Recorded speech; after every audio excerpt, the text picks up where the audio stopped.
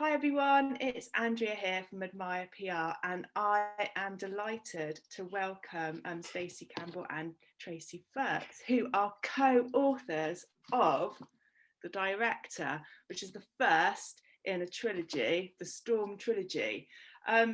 Now, this has been probably the most fun book this year to launch. And just tell me, Stacey, like your background and how you got to this point of actually being a published author. Well, it started March last year as we were going into lockdown, and a couple of my friends, I think you find that you're in your 20s, you all get married, you buy houses, you have kids, you get to your 30s and you start getting divorced. And a few of my friends are going through like divorces, and they started going out on like their like second date, like dating first second time round. And I was just hearing these funny sort of stories. And I joked and thought, God, you could write a book on this about almost like losing your second virginity. And then as we went into lockdown, a friend of mine, Joe Richards, said to me, Stacey, you could probably write a book. You're funny and you're filthy, so you're perfect for writing a book. So I thought, right, going into lockdown, I need to do something. I was furloughed from my day job as a mortgage advisor, and I thought, if I don't do something, I'm going to go mad. So I put pen to paper and started to write. But I'd said to Tracy quite a few times, because we worked together, and I'd said to her quite a few times when we were like, just before we went into lockdown, when we were still in the office, in the kitchen, we were making a cup of tea one day, and I was like, oh, come on, write a book with me, come on. And she kept sort of saying like, no. And then I wore her down. She did. She agreed to come on board. I can be quite persuasive. So then Stacey became Stacey and Tracy. And that's how we decided to get going with it. Yeah, brilliant. Tracy, so how did it feel then because I think Stacey had started writing, hadn't you? So you started at this point. Yeah. So when you came in, how did you start to divide up, like, who did what in the book? Well, basically, Stacey sent me all what she'd done because we'd had a conversation on a girls' WhatsApp group, and she said, well, I'm stuck at 40,000 words. I don't know where to take the story. So I started, because I've done some courses on it, so I reeled some stuff off, like, do you have a beginning, a middle, and an end? How many characters have you got? Do you have any twists? Where do you want the story to go? All of which she said, no idea. So she sent over what she'd already done. I started reading it and then started to mull over, well, where can we take this? So I rang her, told her my thoughts, and then basically, I mean, we were on the phone to each other for 3, 4, 5 times every day through lockdown, chatting about it. Well, let's take it in this direction. Let's take the story here. Let's throw in this twist. Let's pop that in. What funny things have we got? What I mean, Stacey's got children, I don't, so what do you hear at the school gates? Is there any funny things that mums come out with? So we started to collect all of this information up, and then what Stacey had done, I went through it and added to it, introduced more characters to it, wrote it into book form, and then we built on it. So Stacey would write some stuff, send it over to me, I would edit it, put it into chapters, build the chapters up. And yeah, in 11.5 weeks, we basically had our first draft. So yeah, it was steam coming out of our ears. Yeah. Amazing. And is that quite natural? You fitted quite naturally together with sort of Stacey doing the kind of this bit of writing first and then passing it on to you. Did that feel? Yeah. I mean, I read that must be key to know this kind of partnership relationship, like having that divide. It's all about talking the actual story through. That's what we did. We were on the phone multiple times a day talking about the story. Stacey would send over what she did, I'd look at it, I'd edit it, I'd add to it. So we built up like that. So yeah, it was very interesting, but we just worked really well as a team. So yeah, that's brilliant. Interesting, very interesting. Yeah, I think that's you think it's like a lesson for all sorts of projects, isn't it? That talking a lot each day, like it's a lesson to us all for anything we're trying to do in life, because it's so easy just to be kind of isolated, especially in a lockdown, in a pandemic, Yeah. in your own little space. So Yeah. I really like that. I think we kept each Guys, other fine. motivated as well, because I think Yeah. if you have a project or you want to do something, sometimes if you're doing it on your own, you might give up. And I said it's a bit like, if you go to the gym with a friend, if you get home from work and you think, oh, I can't bother to go to the gym, but you don't want to let your friend down, so you go. Yeah. And I think we were sort of like that with the bit. Yeah. Like I had at one point, and I thought, I was like, oh, I don't want to do this. Not I don't want to do this, but it was just like, oh my gosh. And then Tracy would be like, come on, we can do it.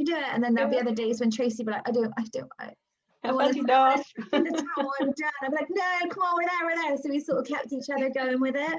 I mean, we were spending 7 days a week on it, hours and Yeah. hours, 6, 7, 8, 9, even 10 minutes. There was one day I think I did 11 hours from 9 in the morning till well into the night. Yeah. So we were spending masses of time on it. Yeah. So yeah, we did need that motivation between each other. Yeah, and I'd be sort of in the day, because whereas you sort of do the day, wouldn't you? Or Yeah. I get my daughter to bed sort of 7:30, 8, and then I'd write until 2 in the morning. Yeah, most we did nights. shift work. Yeah, we shift work. Yeah, we were on shift with it. Yeah, like 24/7 textbook writing. Yeah, Brilliant. Yeah. So like in that furlough period, you clearly had a lot of time to devote to writing, but now you've got day jobs, you've got this book published, you've got more to come. Now, how are you doing it now? How's the time for writing coming up? What are you doing? Well, Stacey went back to work before I did, so I've managed to write a good chunk of the second book as a draft ready for us to go through it and edit it. So we're doing really, really well. But again, the same principles we'll do with the second half of the second book. We'll just talk. Hopefully, we'll be able to get together face to face rather than do it over the phone. But yeah, we'll just do the same thing. We'll talk about it, plan the story out a bit more. Stacey will write some, I'll write some, and then we'll put it all together. Yeah. Keep going. Brilliant.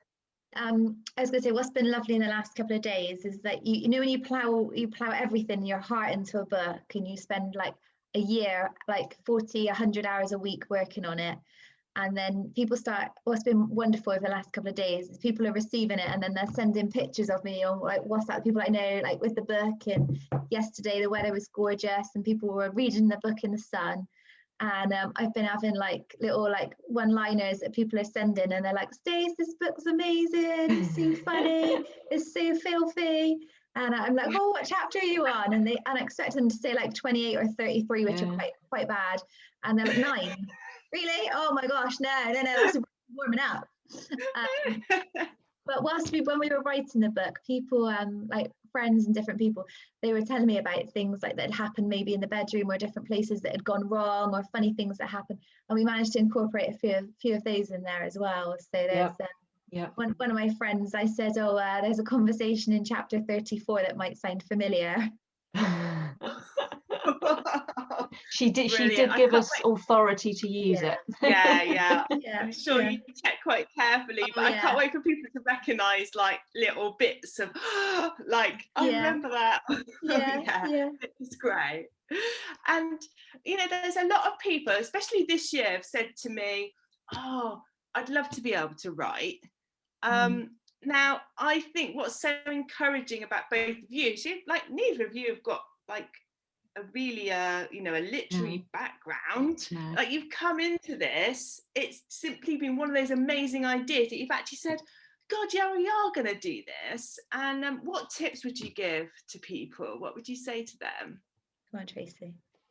Do it. I mean, like you said, I've got no background in writing. I've always wanted to write a book since my early 30s, and there are such wealth of knowledge and tools on the internet you can use. I mean, I wouldn't say I have a huge vocabulary with huge words. And to be honest with you, Stacey and I both agree that fiction isn't about huge, big words. It's about a story, but actually there is a story to it, and the story flows. I've got 3 dictionaries here. Like I said, I've done some workshops and some courses. I've downloaded an app on my phone, Word Hippo. So, you just pop in a word and you will find that you'll probably repeat words over and over. Word hippo is amazing. You just pop it in, what's another word for startle? And all these words come up. So all of a sudden your vocabulary is massively grown.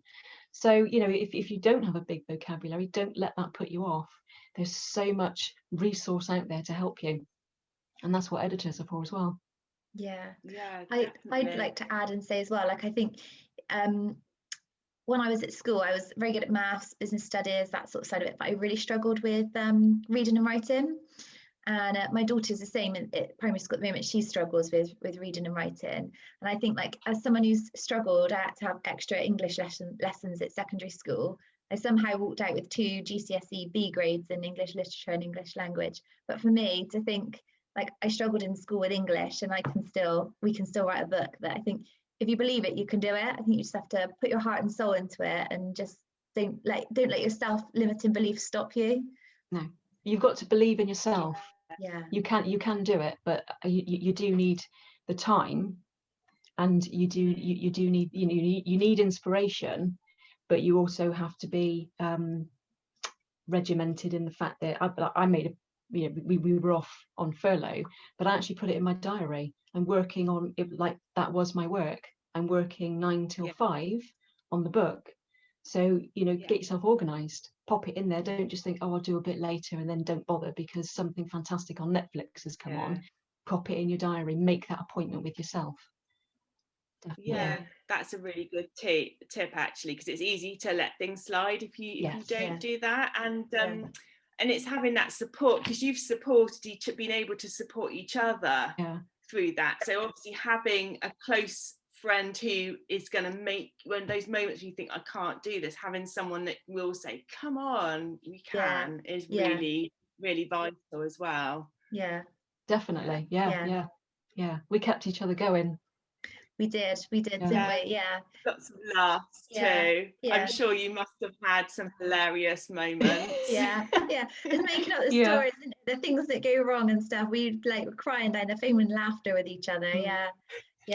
That's been I think if I had an actual camera in my room when I was writing the sex scenes, if you actually saw the actions I was kind of doing to see, well, how do I describe that? You know, I would be in a straitjacket by now. I could because last summer when lockdown was eased slightly, remember we met up one day. I think you were sat on my sofa and I was sort of climbed on top of you to try and work out how to describe. We've done all sorts of things. That position, wasn't it? And how would we describe that? We've been sat in coffee shops looking at love honey and sex toys, you know, like a cucumber sandwich and a nice afternoon tea, whilst we're looking at like inflatable things. Sex toys, brilliant. We're like, we sat there laughing. If only they knew what we were looking at, because we look so sweet and innocent sat here, don't we?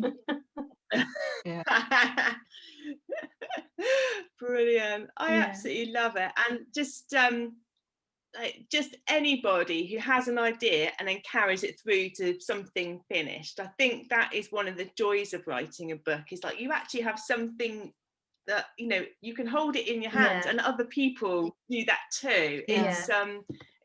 It's such a wonderful feeling. So thank you so much for spending time with me today. And I can't wait to you know, start to read the next one in the series. And you've done an amazing job to start like this, and I know there's going to be so much more exciting stuff to come from you both. Thank you. Yeah, thank you for your time.